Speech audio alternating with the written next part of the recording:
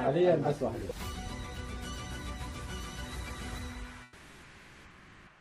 This is men's fragrance. Hold it. Yeah. This is no. Shutdown. It's the best fragrance. Come here, man. I have more here, sir. Okay. So what we'll do is just take that, Joe, put it in, and then the other one is for your wife. How many wives? For what? You guys I never know, right? I never know. أنا أرسلت له هدايا فيها شيء أثري قديم، أول أبجدية صارت في لعبة التاريخ، أول ختم أيضا صار في التاريخ، أول نوتة موسيقية أيضا، All of them were in Syria. أول تعريفة جغرافية أيضا صارت في العالم. That was made in the world. Very good. هي نسخة عن أشياء أثرية موجودة عند أصولها في أرسل الهدية للسيدة الأولى. كم زوجة؟ Very good. Right now one. حاليا بس واحدة. This is men's fragrance. Hold it. Yeah. This is no.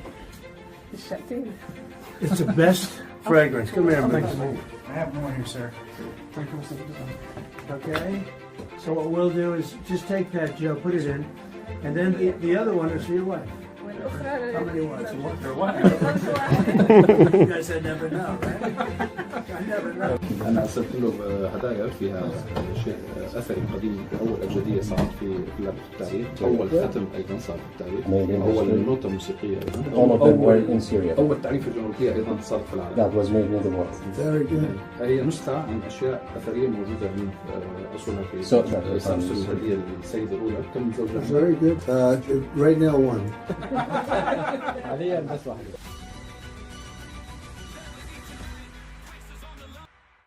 This is men's fragrance. Hold it. Yeah. This is no. Shutdown. It's the best fragrance. Come here, man. I have more here, sir. Okay. So what we'll do is just take that, Joe, put it in, and then the other one is for your wife. How many wives? For what? You guys I never know, right? I never know. أنا أرسلت له هدايا فيها شيء أثري قديم، أول أبجدية صارت في لعبة التاريخ، أول ختم أيضا صار في التاريخ، أول نوتة موسيقية أيضا، All of them were in Syria. أول تعريفة جغرافية أيضا صارت في العالم. That was made in the world. Very good. هي نسخة عن أشياء أثرية موجودة عند أصولها في أرسل الهدية للسيدة الأولى. كم زوجة؟ Very good. Right now one. حاليا بس واحدة.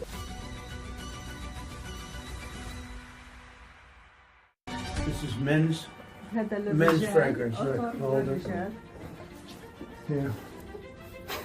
This is no. Shutdown. It's the best fragrance. Come here, man. I have more here, sir.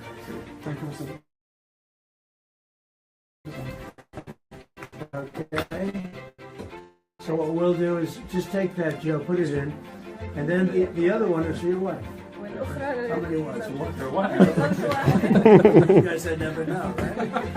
I never know. أنا أرسلت له هدايا فيها شيء أثري قديم، أول أبجدية صارت في لعبة التاريخ، أول ختم أيضا صار في التاريخ، أول نوتة موسيقية أيضا، All of them were in Syria. أول تعريفة جغرافية أيضا صارت في العالم. That was made in the world. Very good. هي نسخة عن أشياء أثرية موجودة عند أصولها في أرسل الهدية للسيدة الأولى. كم زوجة؟ Very good. Right now one. حاليا بس واحدة.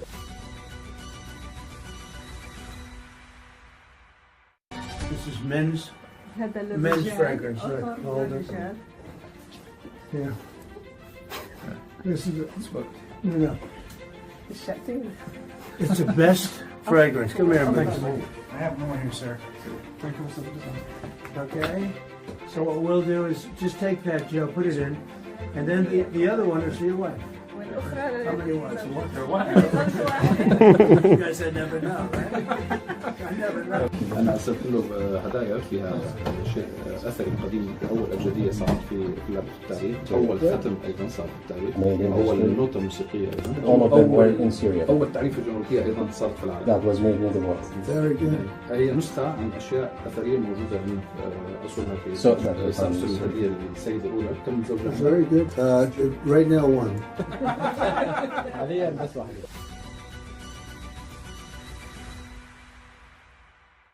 This is men's. هذا Men's للرجال. fragrance, right. أطر All للرجال. Yeah. This is no. الشتين. It's the best fragrance. Come here, man. I have more here, sir. Okay. So what we'll do is just take that, Joe, put it in, and then the other one is for your wife. والأخرى How many wives? واحد. You guys, I never know, right? I never know. أنا أرسلت له هدايا فيها شيء أثري قديم، أول أبجدية صارت في لعبة التاريخ، أول ختم أيضا صار في التاريخ، أول نوتة موسيقية أيضا، All of them were in Syria. أول تعريف جغرافية أيضا صارت في العالم. That was made in the world. Very good. هي نسخة عن أشياء أثرية موجودة من أصولها في سأرسل الهدية للسيدة الأولى. كم زوجها؟ Very good. Right now one. حاليا بس واحدة.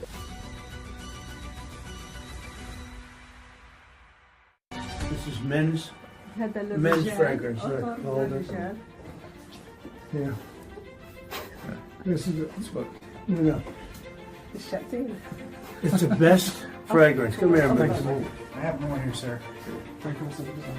Okay. So what we'll do is just take that, Joe, put it in, and then the other one is for your wife. والأخرى How many wives? واحد. You guys, I never know, right? I never know. أنا أرسلت له هدايا فيها شيء أثري قديم، أول أبجدية صارت في لعبة التاريخ، أول ختم أيضا صار في التاريخ، أول نوتة موسيقية أيضا، All of them were in Syria. أول تعريف جغرافية أيضا صارت في العالم. That was made in the world. Very good. هي نسخة عن أشياء أثرية موجودة من أصولها في سأرسل الهدية للسيدة الأولى. كم زوجها؟ Very good. Right now one. حاليا بس واحدة.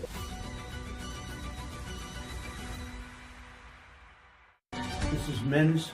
هذا Men's للرجال. fragrance, right. أطر All للرجال. Yeah. This is no. Hello, everybody, and welcome to Liberty Tonight.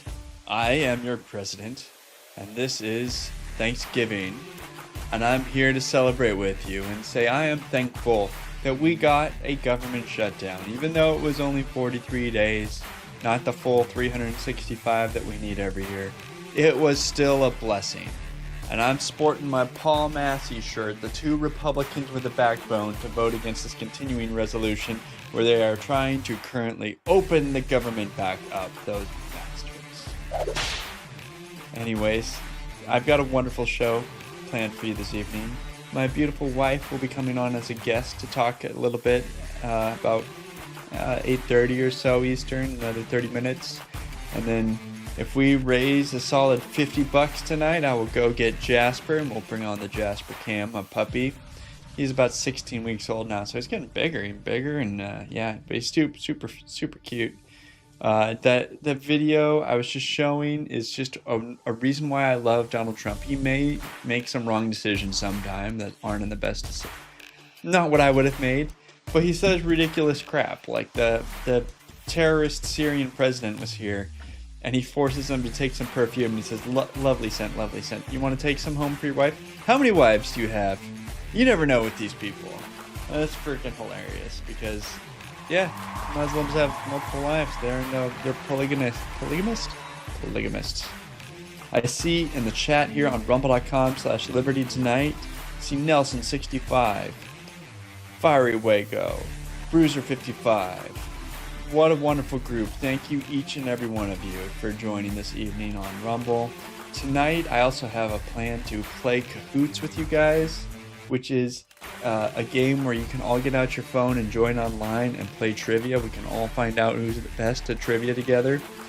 And, man, it's just going to be a wonderful time. Wonderful, wonderful time. Happy Thanksgiving. Lots to be thankful for. Let's get into it. So,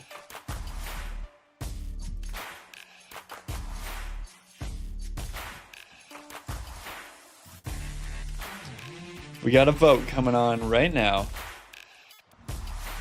on a motion to. So really, guys, can you spice this up? This is TV from the 1950s style. Show me what's going on here. But on the motion to concur on the Senate amendment. But anyways, I believe that this is the final vote after debate is over for actually opening up the government again.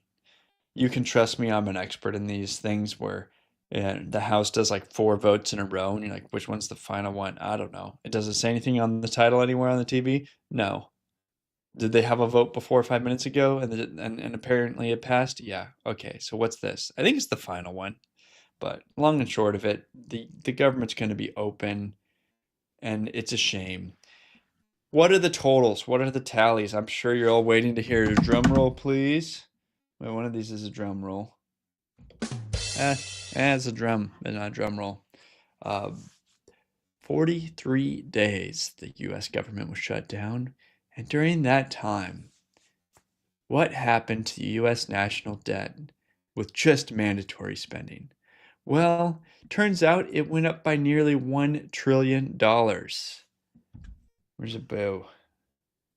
Oh man, I need a boo. I know what I'm working on these things, guys. $1 trillion was only mandatory spending.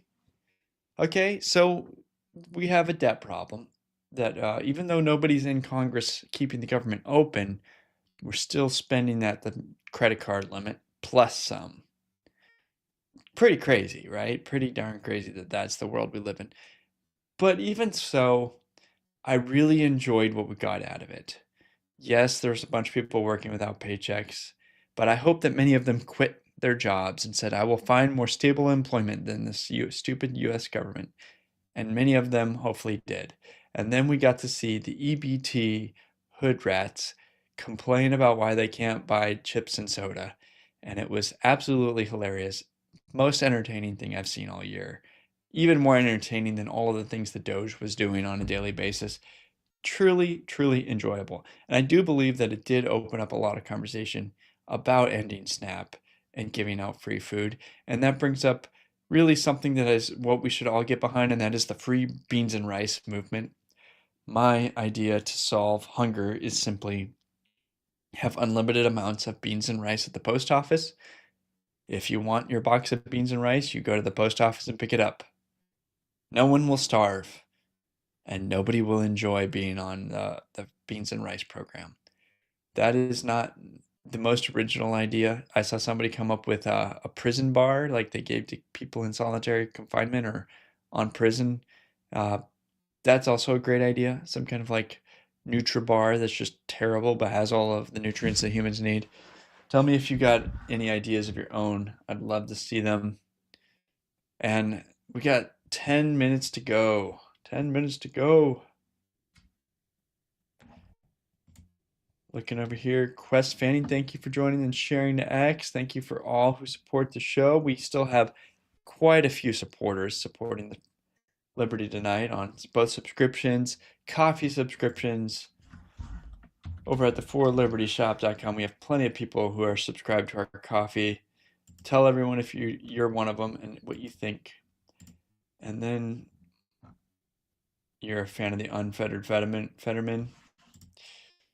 Yeah, so we had airlines, we had SNAP, we had regular people at the FBI all have to deal with a closed federal government. And the world moved on. The world continued. It was great. Did any of you, I'm looking for comments, did any of you actually have a negative experience from seeing a government closed? Somehow we're still borrowing money against it. People are still getting their Social Security. They're taking out benefits. They're getting prescription drug benefits from Medicare. Veterans are getting their disability. Everything and all of the above. So what did it really matter? President Trump threw some mud at both Rand Paul and Thomas Massie during the shutdown for being against his plan to spend away our future generations. Okay, bud. Like, why are you always going after friendly fire? You're in a lame duck presidency. Just get actual stuff done. Sign your executive order for election integrity. Do all the executive orders that you want. You're gonna lose the House and the Senate, but who cares? They weren't gonna do anything. They hardly do anything anyways. Look, there's a random dyke on the camera here wearing a mask right there. Uh, That's the world we live in. These people are not who anyone looks up to, and they're not going to solve anyone's problems. But let's talk about what the problems actually are. President Trump did a really crazy interview with Laura, talking about H-1Bs, saying that of course we're going to keep H-1Bs. We need skills. We need talents in America. And I'm really torn on this because I'm sure there are talents that we definitely want. But I think that the major concern here is that we have so many here in America that are basically slaves doing things that are not related to skills that we need. So random developers making 40 grand a year because the American costs 80 grand a year, and then holding them here in America kind of as an indentured servant, saying you either work on the weekends and work long hours or we send you home. I think that's a messed up situation that he's not fixing. So I say we fix that. I say we fix the program and make it so that you actually prove that you have high skills that are top 1 in 1,000, and then you can come here. And anybody who abuses the system gets fined out of business, basically. Billions of dollars of fines. Absolutely no company would abuse the system out of risk of going bankrupt. That's basically how bad we need the penalties to be. Okay, I'm looking at the results here. We are at 144 to 138. Still 150 left to vote. 6 minutes to go. I have a feeling it's going to vote by 2. Plus 2 Republicans here. Donald Trump is focusing on immigrants in a negative way. He's also brought up negative solutions to the home crisis. But I actually have some nuance. I have some thoughts here. 50-year loans. Obviously a bad idea, but nothing is stopping the private market from offering them today. So really, no one is talking about offering 50-year loans from the private market because that's illegal. Anyone can do it. What Donald Trump has really brought up in a Truth Social post earlier this week was a fixed rate, socialized government program for loans. And what most Americans don't realize is that we have socialized loans for home ownership. Fixed rate 30-year loans are purchased by government entities called Fannie Mae and Freddie Mac. And therefore there's unlimited demand to purchase a financial loan that would not exist in the private market because nobody would write a 30-year loan at a fixed rate given there's $38 trillion in debt that's going to be monetized. What would anybody actually give you for an interest rate across 30 years if they're expecting to make money? Like 12, 15% year over year interest, because there's going to be a spike in inflation somewhere along the way. Like, I'm not going to underwrite low interest for you for 30 years when we have $38 trillion in interest. And the same is true for 50. So what he's actually proposing is a fixed rate socialized 50-year loan. And under that circumstances, most Make America Great people are saying, oh, this is basically renting your house for a couple $100 a month savings. You're going to have a forever loan. And what I say to that is, anybody who gives me a fixed rate of single digits, 5, 6, 7, 8%, I'm going to take as much money as you will give me, as much money. And then I'm going to take that difference. So say you save me $200 a month. I can make more than $200. I can make more than that interest rate over the next 50 years. Bitcoin, gold, silver. I honestly think like I would save $200 a month and put it into a Bitcoin account every month. That's going to grow annually higher than the interest rate. Now, granted, the average American is incapable of not spending money, that they will use that extra money on a car loan, right? They'll just take out more debt. Somehow there's just an unlimited amount of ability to not control your spending. I get that. But anybody who does have fiscal control, yeah, how much money will you give me on a 50-year loan at 5, 6, 7%? That is how much money I will take. And I will take every single penny that I can get from that so that I can reinvest it in basically anything. Because the inflation value of the home is going to go up higher than the single rate of interest, because now everybody can afford to pay for the home. And it's also a pretty crazy bet on the stability of the US financial system. That you think that there won't be a financial reset, an EMP, a world war, any kind of crisis that's going to wipe the books. If you go back the last 1,000 years, that's a pretty regular occurrence where all the debts get wiped off the books. Sure, you can go a very long period of time without it, but given our current debt level, the current instability, the fourth turning, I'm not taking a bet for 50 years that we have stability. That's a pretty crazy bet. That I'm going to have stability and your loan is going to continue on through this, right? Like you're not going to have a financial crisis and the books aren't going to be wiped for any reason. Like even an EMP. Oh, what do you owe? Well, there's only electronic records and they're all wiped. So I owe nothing. That's the situation that we end up with. But yeah, just absolutely crazy. I'd take the loan. It's socialized financial system. Get into a house as soon as you can under that circumstance, because the home values are going to go through the roof because there's an even more unlimited supply of money for homes. So the only thing, you can't just print homes. So if you print debt, home values have to go up because everyone's competing for the same homes at the end of the day.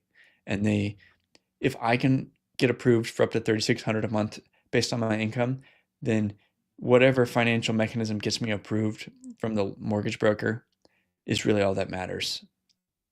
So my income didn't change, just your financial vehicle changed.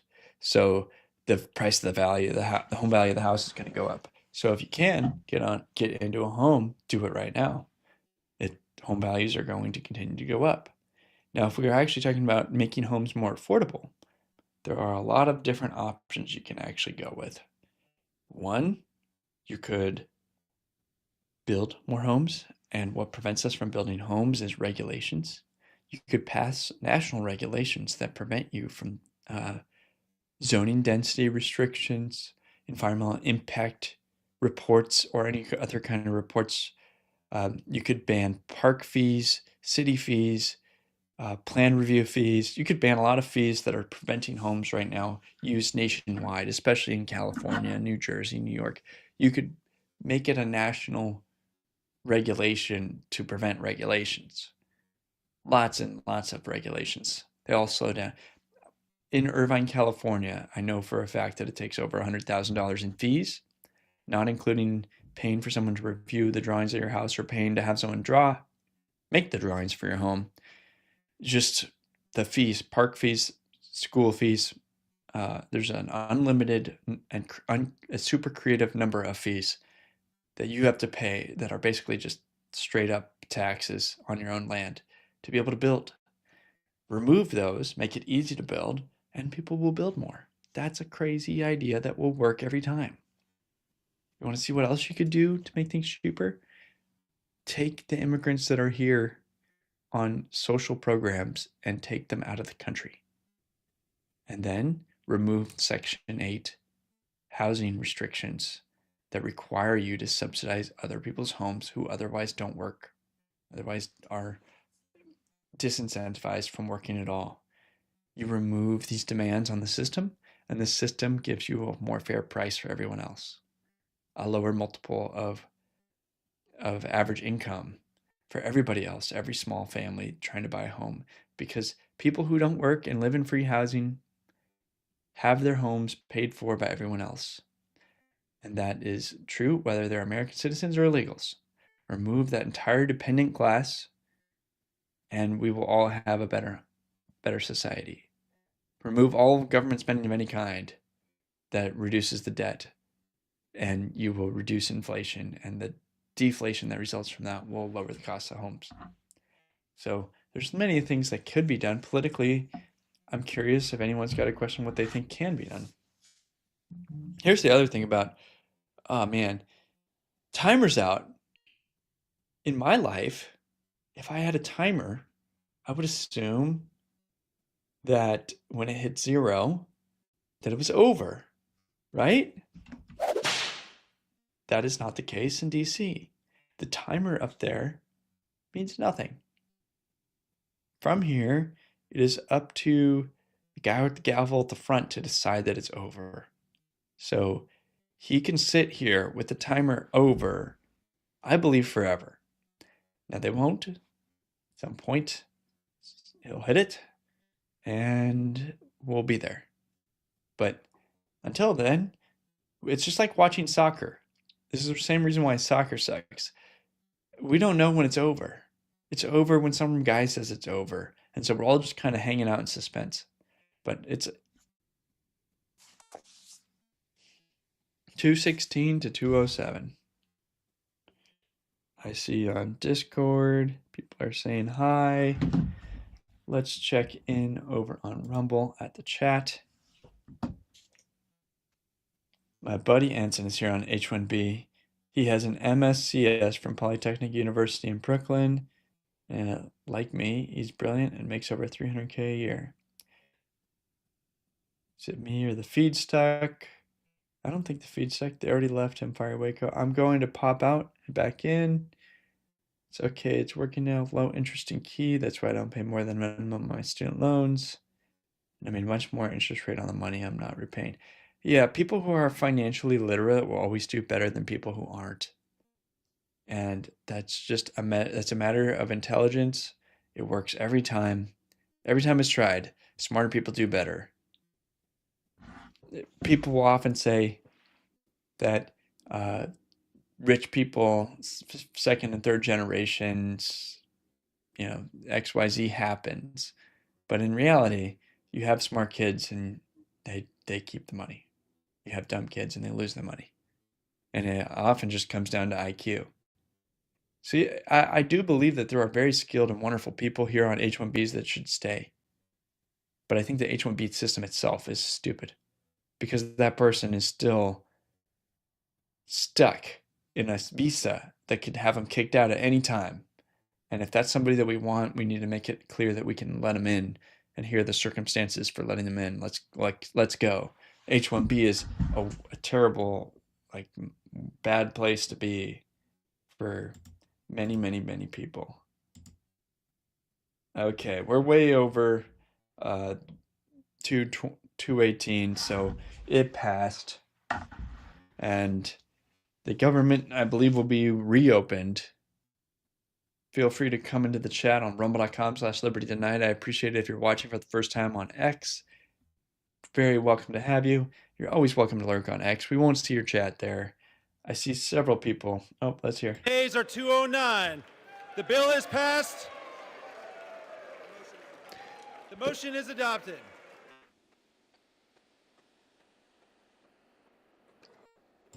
Without objection, the motion to reconsider is laid on the table.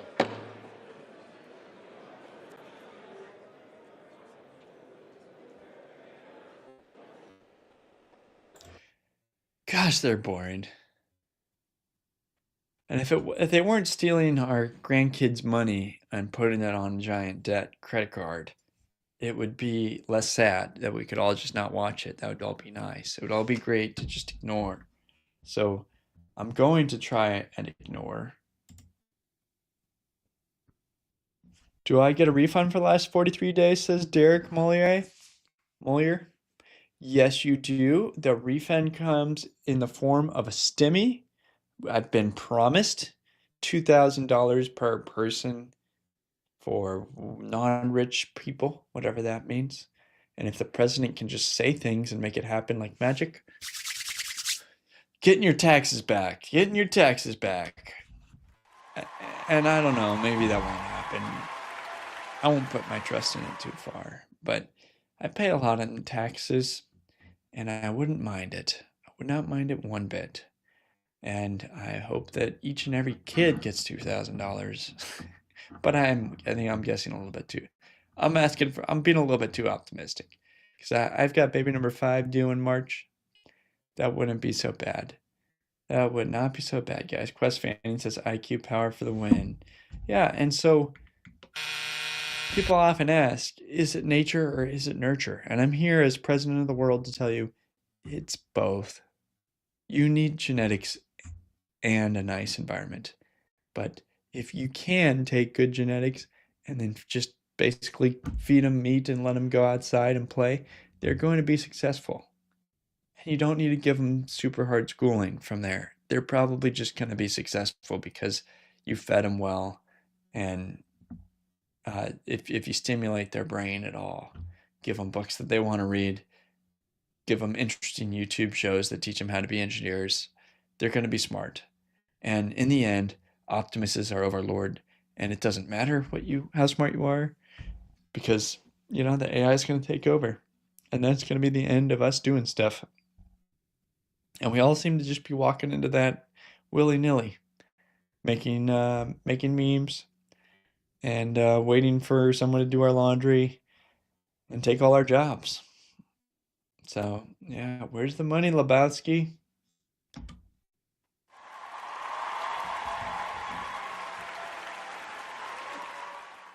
Okay. In other news, I encourage you all to go to the For Liberty shop and check out the Christmas and Thanksgiving.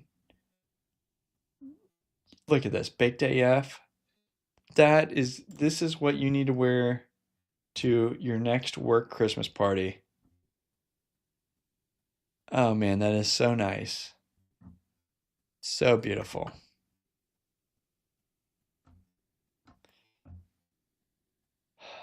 What a deal. Buy 4 coffees and save 12.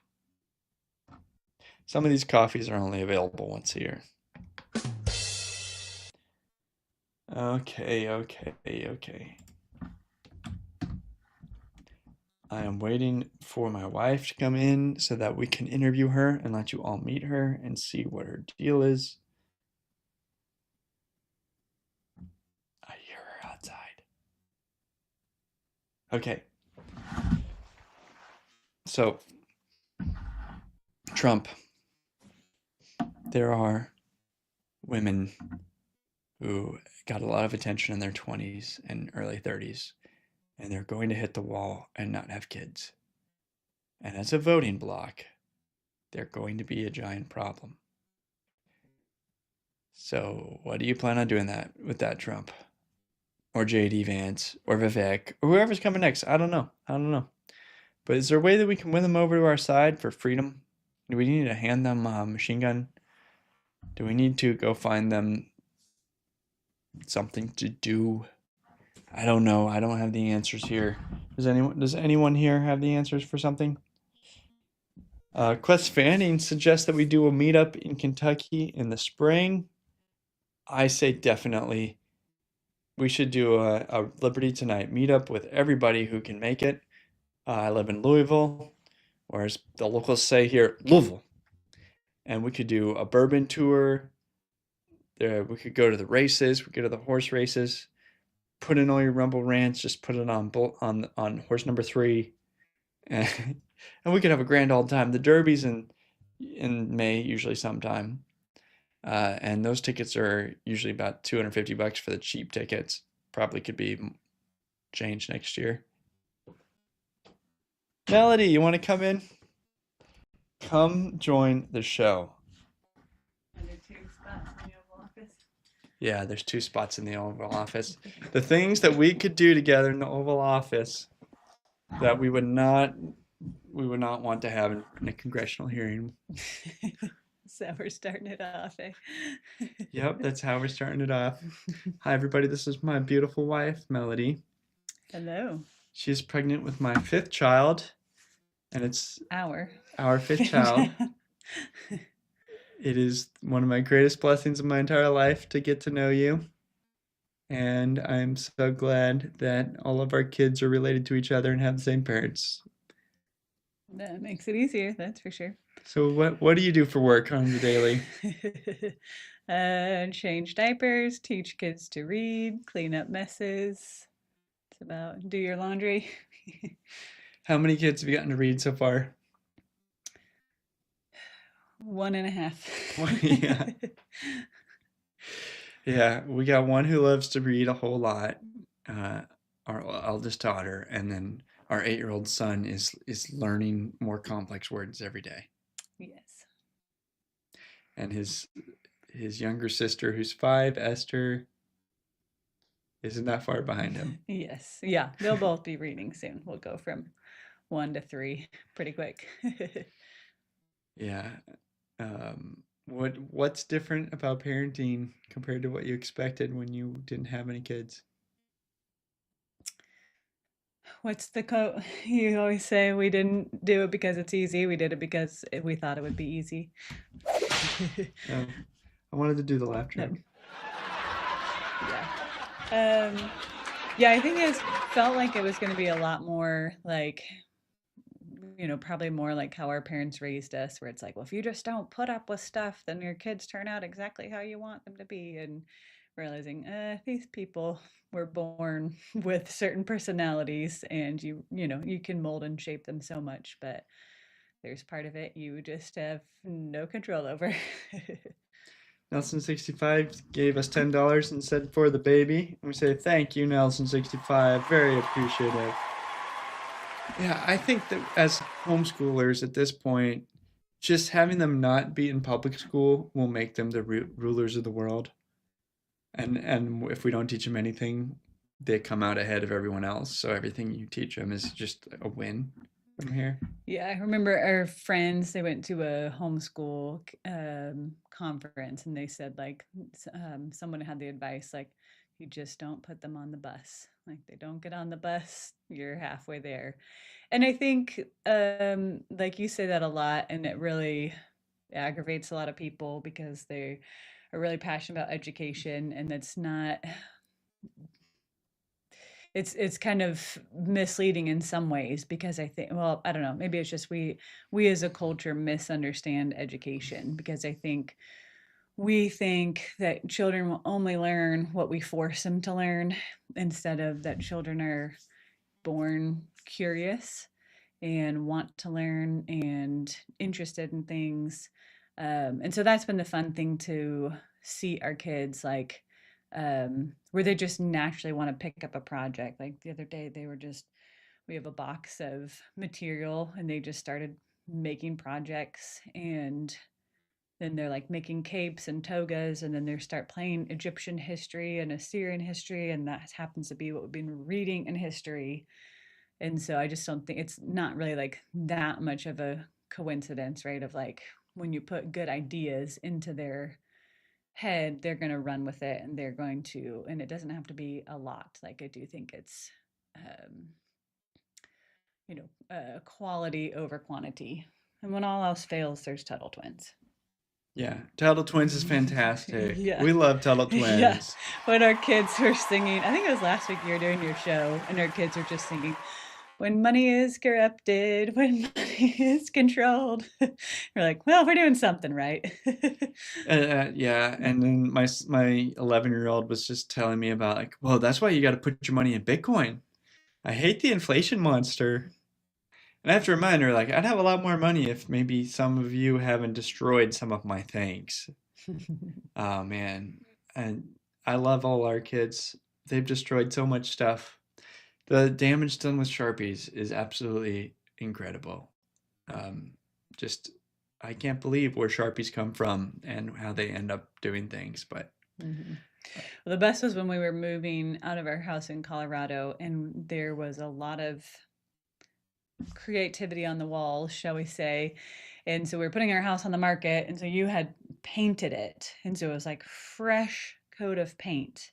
And then one of our children, the only one that could write at the time, wrote her name on the door, and we're like, "Oh, I didn't do it, really, because your brother can't spell your name right now." So yeah, You that thought, was oh, what is this blank canvas? yeah. This I will- beautiful wall. I will leave my mark, leave my signature, and then deny it. Yes.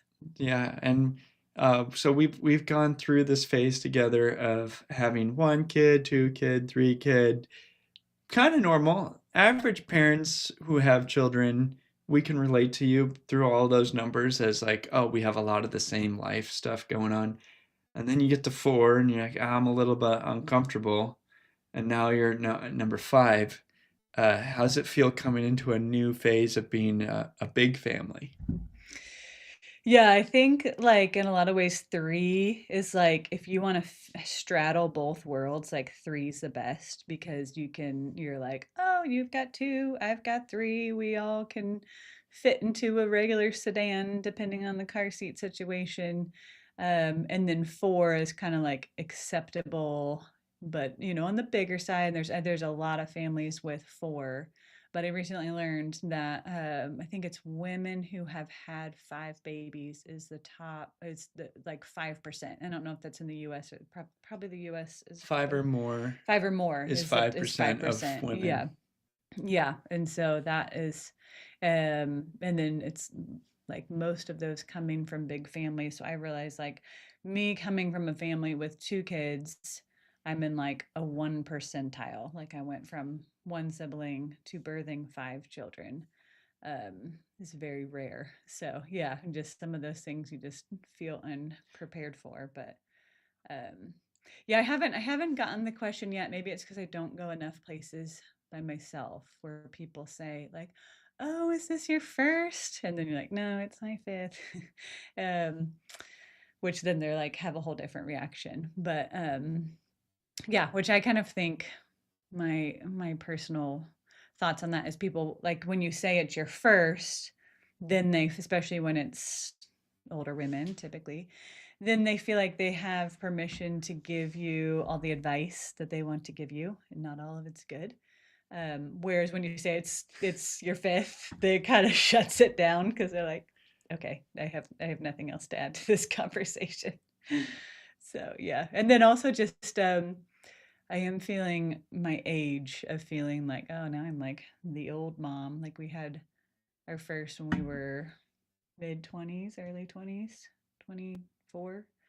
And so now being at the later end of 30s, that's a whole thing too, which I feel like I have some friends who have, like they had their kids the same time earlier. And so now they're in a whole different like middle school, like been done with diapers for a decade type thing, and then other friends who are just having their first. It's possible to have 5 kids in a very short period of time, and we've spaced out all of our children about 3 years on average between them. And what that means is we haven't had too many kids in diapers at the same time, but it also means that we're going to have a middle schooler for the next 15 years. At least 1 kid in middle school constantly for 15 years. Yeah. Which is pretty crazy. That I'm not an experienced father of anyone older than 11 because I don't have any children older than 11. But when it comes to children 2 and under, I got that down. I really do. I understand how to be a dad to a 2-year-old. Well, I think the crazy thing is with homeschooling, I think in a lot of ways, the hardest part of homeschooling is the toddler. And so feeling like, oh, once we have all the kids, like who can read and we can all just sit down and do work quietly, but then finally doing the math and being like, oh, by the time this baby starts kindergarten, our oldest will be a senior. Mm-hmm. So assuming this is our last kid, we will only have 1 year with all 5 of them in school. But that also means that our oldest will have spent her entire education with a toddler afoot. While we're talking here, please bring some questions to rumble.com/liberty tonight and ask any questions you have of the missus, how she deals with me, what's it like, where were you politically when we met and on the spectrum?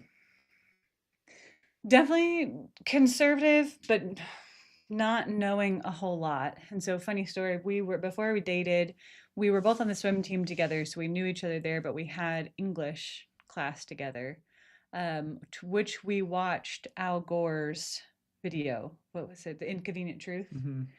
And, I was probably like your average, conservative college person that just didn't know very much and was like, oh, that was interesting, huh? Like, didn't have like strong feelings one way or the other. And then I remember walking with you after class and you were like, oh, that's all load of crock, shall we say.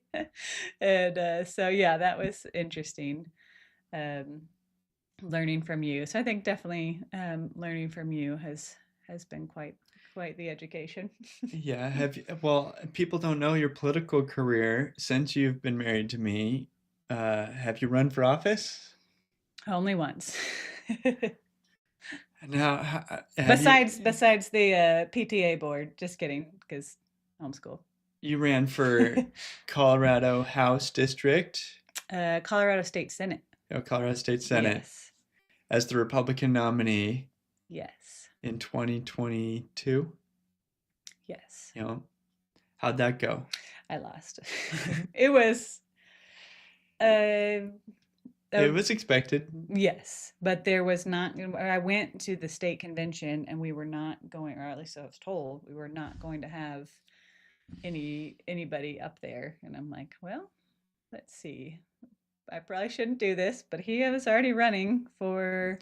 I was on the ballot for U.S. Senate as the Libertarian candidate from Colorado, and Melody was on the ballot at the same time for state Senate of Colorado.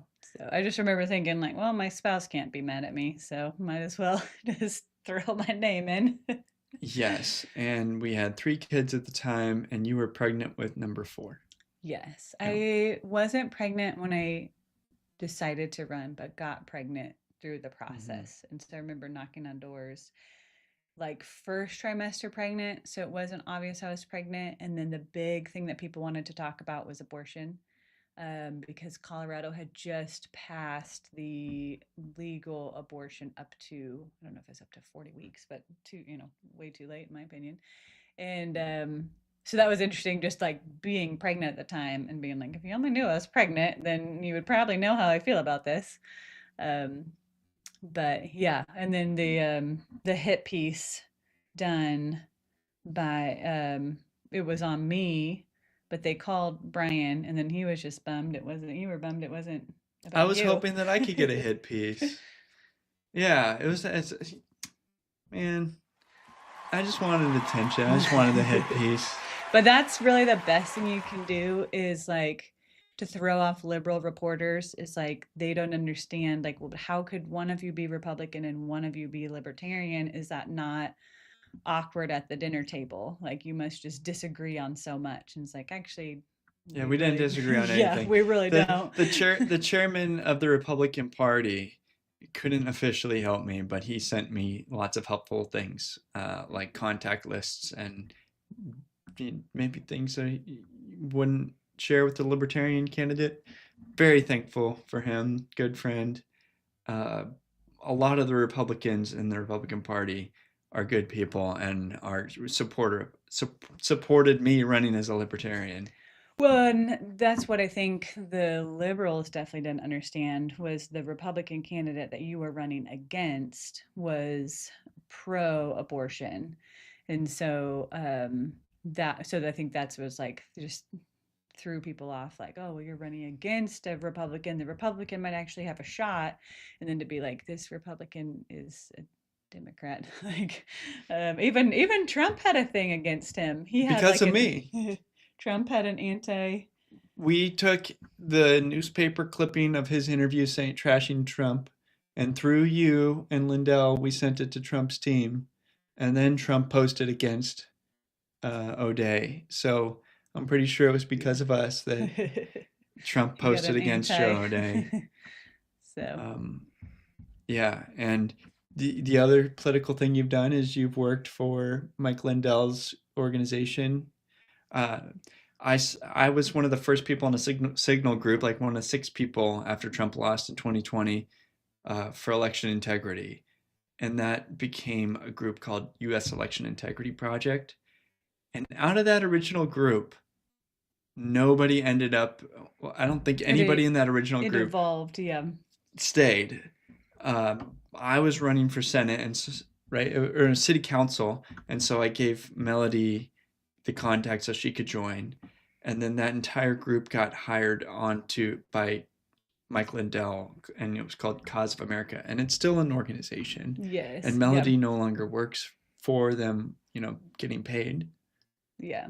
But yeah, getting involved here in Kentucky at the grassroots level. So yeah, definitely the whole thing evolved where it was just, he was pretty aware of what was going on leading up to 2020. And then when November 2020 happened, I was reading, interested in what was going on and was like, oh, that does lead a lot of questions. What just happened? And so then, I got involved with election integrity in Colorado, which then became a more national thing. And so I got to work for Mike Lindell's group, and it's like once you start to hear of what is going on with all of the issues in election integrity in all 50 states, you're like, our elections are broken. There's no going back. You cannot unsee it. Yes. What do you think about Republican states like Kentucky, and what should they actually do to improve their systems? Well, I think that's the problem is it felt like in the beginning, like, okay, these Republican states need to be the ones to make the first moves. Because, right, like if you're Republican, then you should be pro-election integrity because they're not cheating, right? And really it became, just through the whole thing, right? And when Trump was out of office and then when he was back in office, the whole just transition of people's mindsets. And so people, who are in power want to stay in power and tend to shut out the grassroots. And so, I'm not that in depth in, Kentucky politics, but there's a lot of rhinos. They currently in Kentucky, I know there's absolutely nothing said about hand counting in the state statutes. So again, you would think, well, then if there's, like Colorado, it's like you cannot hand count. Whatever happens, you may not hand count. So you would think that should be easy to do, but I know the groups that have been working here have just had, the clerks stopping them, the Republicans stopping them. And, obviously there's the Mitch McConnell friends here. And then I know like in places like Missouri, which it's similar. People are just running as Republicans. I know in Missouri, they started like vetting people because they're saying, you're basically a Democrat. We all know Republicans who are Democrats, but it's like a legit thing where people are like, I actually have been a part of the Democrat Party, but I would like to win this race, so I'm going to switch my party to Democrat or to Republican. And so when you just realize all of that's happening, and then you're like, oh, so really the most important thing for these red states is to get involved in the primaries, which no one does. You talk to people here and they're like, well, I vote in the big one, so that way, we make sure the Republican there's wins. So many people like that. They're like, they make sure to show up in November and pull the lever for a Republican Party, but like the real election is the primary, where it doesn't matter in November. And in Indiana, they have, they vote by machine, and there's just a button you can push that's, all Republican, all Democrat. Mm-hmm. And it's because, that's what people want to do is just vote down the ticket.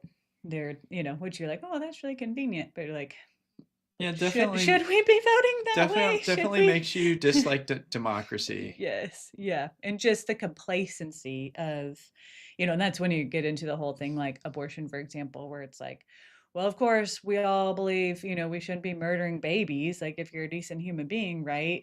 And so then people who are like, well, that's all I vote for. I don't know anything else. I don't follow politics. So I just want to vote for the pro-life people. And then that's when you realize, so if they were to actually, change our country to be pro-life, now they've lost your vote. And so are they actually incentivized to make these changes that you're voting for? And, can give a lot of these politicians benefit of the doubt, but I don't give I'd rather not give them benefit of the guilty. Yeah. You're in office. I'm assuming that you're guilty, but I'm open to the possibility that you're innocent. Paul Massey, 2028. They can't run together. Yep. So, is it hard to put our kids to bed when I'm doing this show on Wednesday nights? Sometimes. So if you hear screaming, happens to be that right above us is some children's bedroom. Quest Fanning says one of the ballot propositions in New York City was to shift the election cycle so it aligns with the presidential election years for greater turnout, but that leads to lower propensity and lower educated voters. Yeah. I'd say it's always just a strategy. So if you're in a heavily Democrat state like New York, having it be off cycle is the only chance that a Republican ever has. So it's a negative in Kentucky because the off cycle election gives the Democrats a chance, and that's why we have a current Democrat governor. So if I was a Democrat in New York, I would want to put it on the same cycle. But it's just really a strategy question, and every state's different. And of course, lower propensity dumb voters, that's 95% of voters, guys. That's like the majority of all voters. This is the problem with democracy is people voting for handouts and along race and gender lines instead of whatever is best for the country. And since there's no objective best for the country voters, we don't end up with that as the result. And that's just the way life is. But how do you feel about living in Kentucky? Overall, I like it. Yeah. Do you think this baby could have an accent? Well, okay, here's my take on it, which I'm still studying. The Louisville, Kentucky, it's all about the eyes. So like people are like, are you lying to me about the Bible? Whereas when they start having an accent into other vowels, they're further south, and I feel like it's pretty dramatic. Like we're 90 minutes from Bowling Green, and I think like Bowling Green, you can have a full-on Southern accent. Whereas like Cincinnati, there's not like a Cincinnati accent, just 90 minutes the other way or 2 hours. Mm-hmm. And so I feel like we're like in this in between. But I heard one of our kids where I was like, oh, there's a strong Southern eye. I've had people say, you sound smart. And I think it's just that I don't have an accent.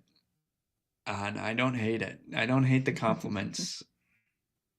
Yeah, we should require property ownership to vote. I'm all for that too. 50-year mortgage, get to vote. Okay. And Nelson65 says all elections are rigged that way. Every time they do a tax increase, they always make it a special election. Yes, this is always a strategy thing. Politics is always about strategy, and people get bogged down in talking about issues. Yeah, you want to talk about your stimmy check, when in reality, it's like Trump can make sure the Republicans win with election integrity laws. If he just changed up the election integrity laws nationally, ends mail-in voting and requires voting with ID in person, Republicans win in the midterms next year, and it doesn't matter what he does for the rest of the year. Like it's just on a strategy level, he can win for the Republicans, and the Republicans can do nothing. So people always focus on what they do or didn't do and the thing of the moment when the Democrats won in 2020 based on strategy. You can call it cheating. No one went to jail. So at the end of the day, the victor is the one who gets to actually sit in the White House. So on strategy, you can do things to win.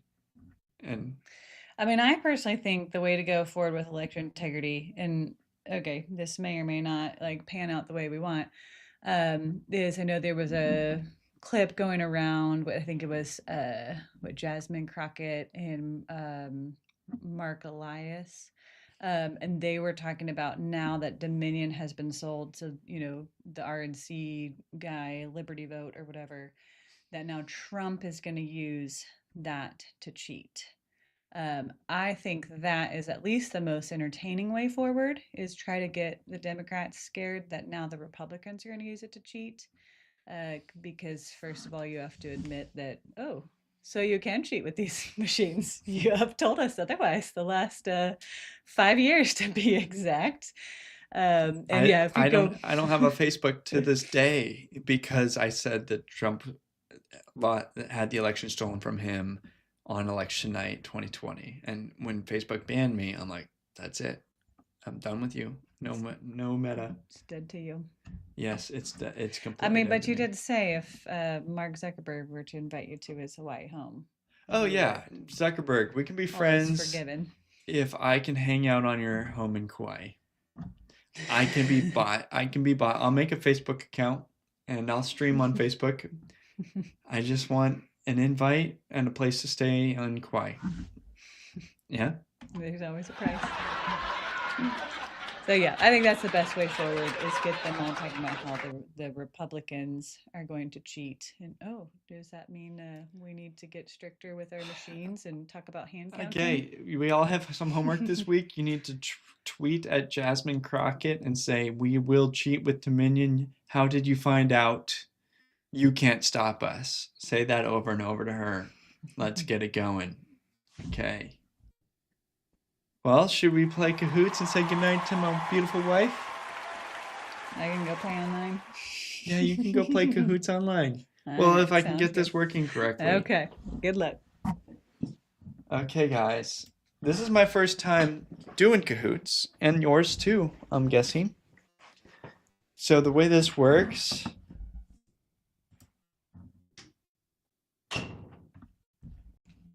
I think I pressed start. Get ready to join. So what you're going to do is go to just type Kahoot into Google, or use this or QR code on the screen.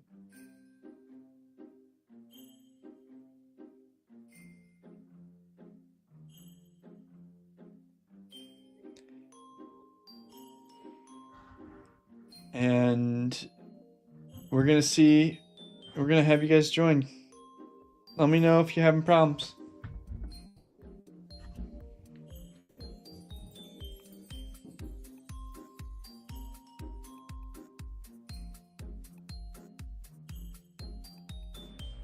Okay.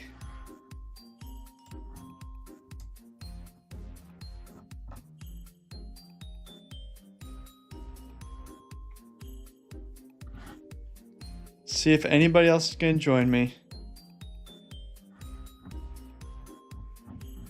And what this is, it's just 13 questions of trivia, Thanksgiving history, American history, and we all play against each other to who can answer the most questions correctly.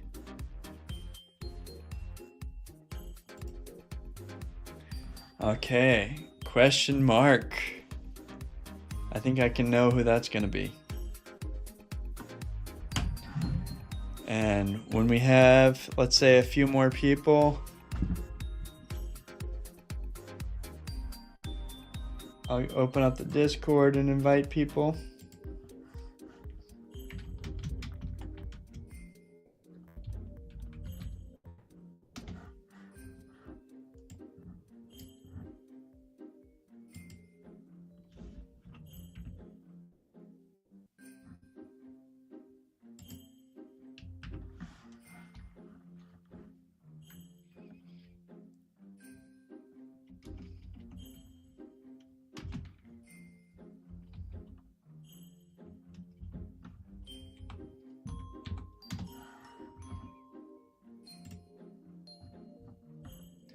Nelson65, you still there? Can you come join?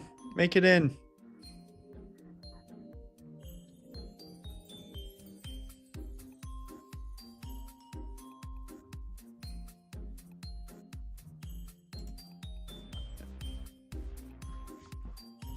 There we are. There's at least 3 of us. I'm gonna give you another 60 seconds. There's my wife coming in too. Give you another 60 seconds and let me fix this, show more of the screen.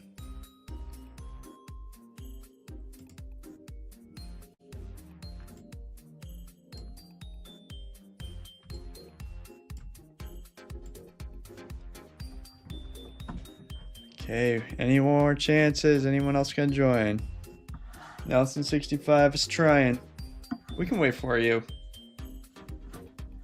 We got this. In the meantime, the government's open. So enjoy your stimmies. Tell me what you're gonna use it for in the chat. If you got $2,000, it's going straight into Bitcoin. You're buying ammo, getting yourself an AR-15. So many options. Okay, we got Lord Nelson. I'm gonna start it.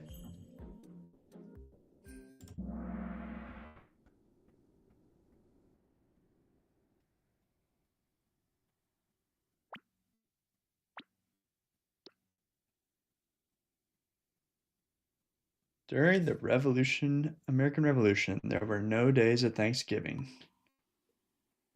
True or false?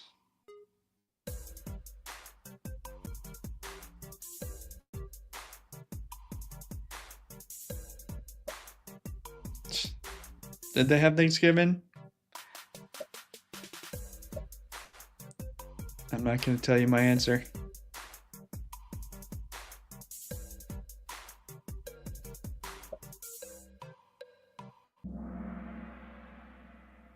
Dang, is that only one person getting it right?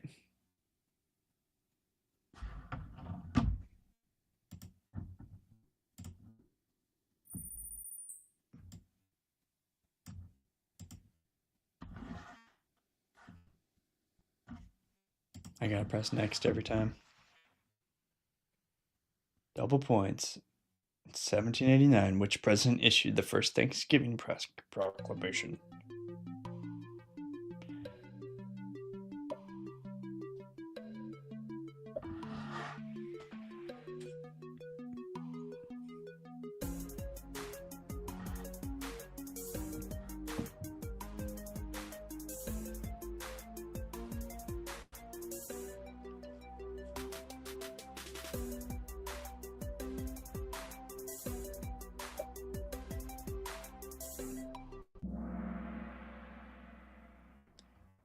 George Washington. I wonder if it's just moving too slow for some of you. The stream's moving slow.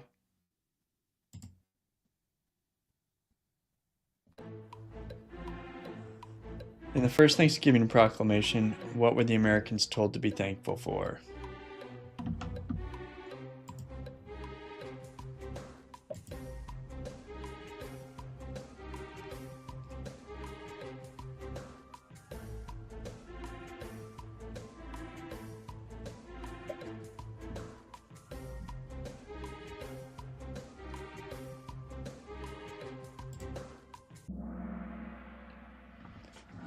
Oh man, it's just not moving fast enough for everybody to be a part of it. Rumble, come on, Rumble.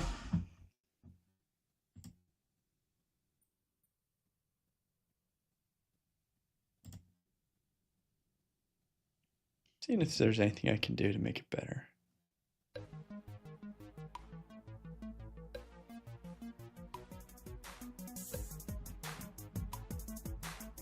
Yeah, I think there's a solid delay. I wonder if there's any way to avoid doing it through Rumble.